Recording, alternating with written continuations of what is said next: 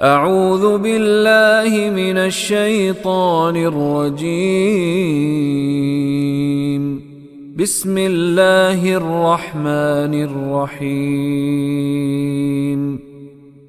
فجعلناها نكالا لما بين يديها وما خلفها وموعظة للمتقين فجعلناها فا کا مطلب پس، جعلا اس نے بنایا، جعلنا ہم نے بنایا، ہا اس کو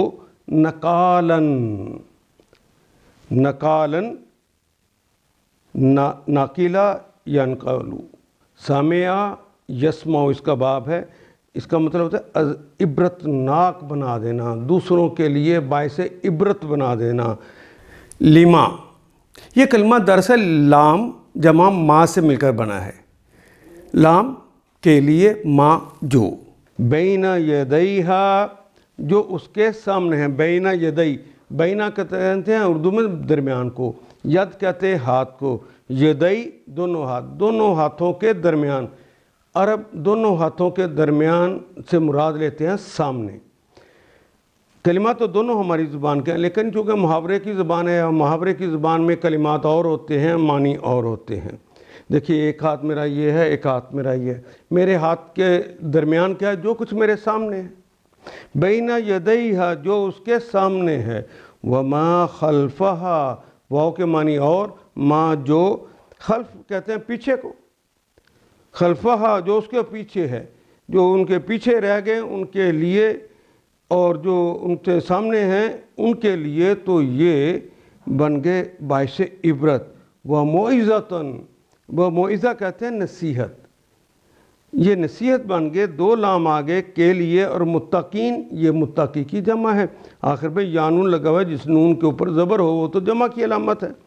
اور متقی تو ہماری زبان کا کلمہ استعمال ہوتا ہے۔ ان کے انجام کو ان لوگوں اور بعد میں آنے والی نسلوں کے لیے باعث عبرت بنا دیا، اور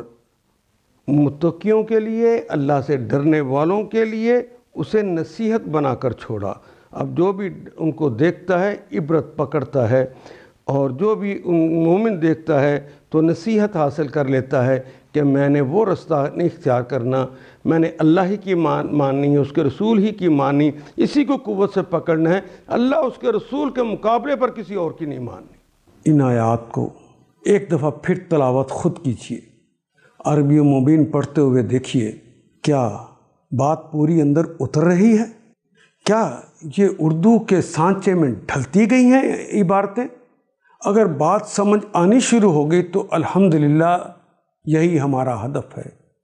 اور یہ ہدف پورا ہو گیا۔ اللہ میرا اور آپ کا حامی و ناصر۔ الف لام